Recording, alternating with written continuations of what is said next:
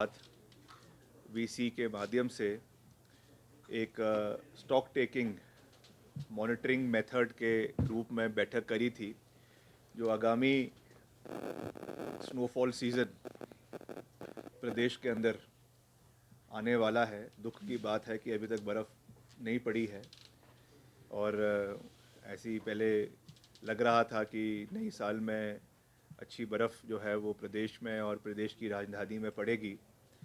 मगर अभी इस तरीके का अगले 8-10 दिन का कोई भी स्नो सीज़न का मेटेरोलॉजिकल सर्वे के माध्यम से कोई इस तरीके का कोई नहीं दिखा रहा है। मगर फिर भी our department is well prepared for all eventualities all through the states, and particularly in the difficult areas, tribal areas, चाहे वो चंबा के इलाके हैं, चाहे वो मंडी के ऊपरले क्षेत्र के इलाके हैं, कुल्लू मनाली के इलाके हैं, लाहौल स्पीति है, किन्नौर है,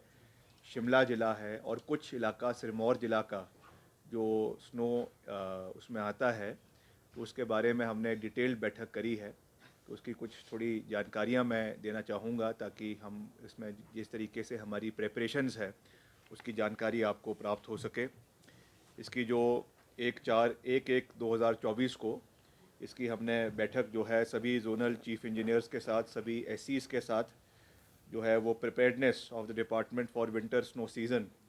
आगामी, जैसा मैंने कहा, उसके लिए करी है। और इसमें जितने भी हमारी डिपार्टमेंटल मशीनरी है, जितने भी क्रिटिकल पॉइंट्स हैं प्रदेश के अंदर, खास करके जैसा मैंने कहा जो हायर पॉइंट्स है, जनजातीय क्षेत्र है, वहाँ पर इमिडिएटली उसमें रेस्टोरेशन और कनेक्टिविटी के लिए विभाग को निर्देश दे दिए गए हैं। डिपार्टमेंट की ओर से 75 बुलडोज़र्स, 54 बैकहो एक्सकवेटर्स, 9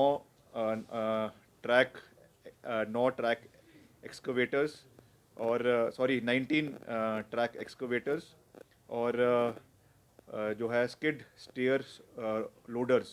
स्नो डिवीज़न में हमने इनको तैनात करने के प्रक्रिया शुरू हो गई है। In addition to this 18 number machinery from non snow bound area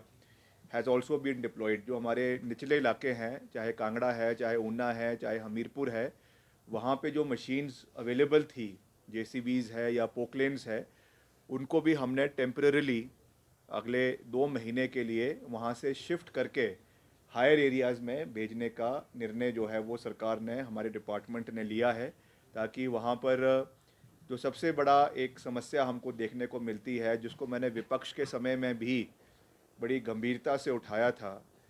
जब मैं विपक्ष में था, कि स्नो क्लियरेंस के समय में बहुत धांधली हमको देखने को मिलती है। ठेका कितने का दिया जाता है स्नो क्लियरेंस का, क्योंकि उसका कोई रिकॉर्ड तो रहता नहीं है, कितनी बर्फ़ साफ़ हुई है और उसमें कैसे जो है वो एक भ्रष्टाचार का अड्डा बन गया था। इससे निपटने के लिए हमने कम से कम हायरिंग जो है वो मशीन्स की हमने करी है और ज़्यादा से ज़्यादा मशीन्स हमने लोअर एरिया से डिपार्टमेंट की मशीन्स को ही ऊपरले एरियाज़ में किया गया है। और मैं आपको ये भी बताना चाहूँगा कि हमने नई मशीनरियाँ भी ली है। Department has purchase 14 number of backhoe excavators, 3 number skid steer loaders and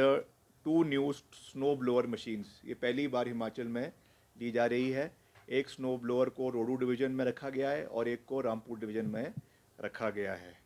और ट्रैक एक्सकवेटर्स एंड ये और 2 नंबर आपकी ट्रैक एक्सकवेटर्स। और ख़ास करके जो अभी हमारा सेंट्रल मोटर व्हीकल एक्ट आया है, जिसमें 15 साल की वजह से सारी गाड़ियाँ जो है वो उनको यूज़ करने के लिए उस पर प्रतिबंध लगाया गया है। तो उसके चलते ये नई गाड़ियाँ जो है हम नई मशीन्स हम ले रहे हैं और इससे मुझे लगता है कि आने वाले समय में अच्छा हमको एक सहयोग इलाके में और प्रदेश में जितने भी हमारी एक्सकवेशन का कार्य है या रेस्टोरेशन का कार्य है, उसके लिए ये कार्य उसमें ये जो है वो साबित होगा। इसके साथ साथ